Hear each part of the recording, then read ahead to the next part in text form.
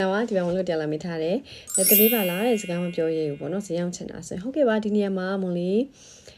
ကတော့ပြောချင်တာတော့ training လေးတော့လုပ်ပေးဖို့လိုတယ်ကိုယ့်ဘက်ကိုလေ့ကျင့်ရမှာပေါ့နော်။အဲ့တော့နံပါတ်1ချင်တယ်ဘယ်လိုလေ့ကျင့်ရမလဲဆိုရင်ကိုက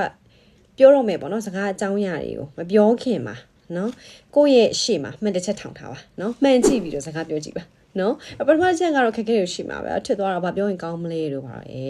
ဒုတိယချက်ထပ် try မယ်နောက်တတိယချက်3ချက်4ချက်5ချက်နော်5ခါလောက်မျိုးဆိုရင်တော့အဆင်ပြေသွားမယ်လို့ပြောလို့ထင်ပါတယ်အဲ့လိုပဲမလေးလေးလေ့ကျင့်ခဲ့တာပေါ့နော်အဲ့တော့မှန်ကြည့်ပြီးတော့ကိုယ့်စကားပြောကြည့်ပါကိုရောင်းမယ်ပေါ့နော်ပစ္စည်းရဲ့ဒီ product တွေအကြောင်းကိုပါပြောချင်လေပေါ့နော်မှန်ရှိလာပြီးတော့ပြောကြည့်ပါအရင်ဆုံးပါလေနောက်ဒုတိယချက်အနေနဲ့အကလို့ပြန်ကိုကပြောနေနေမိသွားခဲ့မယ်ဆိုရင်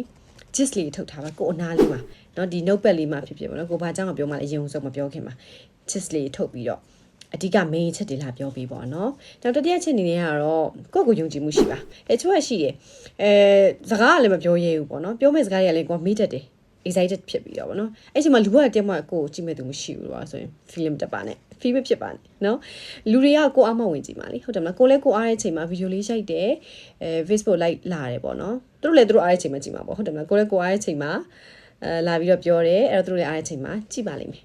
နော်အဲ့လိုမျိုးပေါ့နော်လုံးဝ viewer မရှိဘူးလို့ဆိုရင်စိတ်မပြတ်ပါနဲ့ပထမတစ်ချိန်လေးနော်လူဆိုတာကစူးစမ်းနေဖို့ပဲလိုပါတယ်နော်အဲ့ဒီချက်လေးတော့မလေးကထပ်လောက်ပြီးပြောတာပါ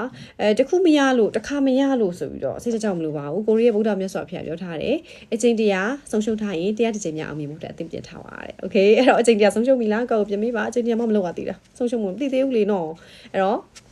anytime ပဲလုပ်ကြည့်ပါလို့လေးပြချင်ပါတယ်။မလေးကတော့ coach မလေးပါဒီလိုကြောင့်နေရနေအမြဲတမ်းပြပြပေးနေတာပဲရှင်။နောက်နေ့ကြာရင်မလေးတို့ပြန်ဆောင်ကြပါမယ်။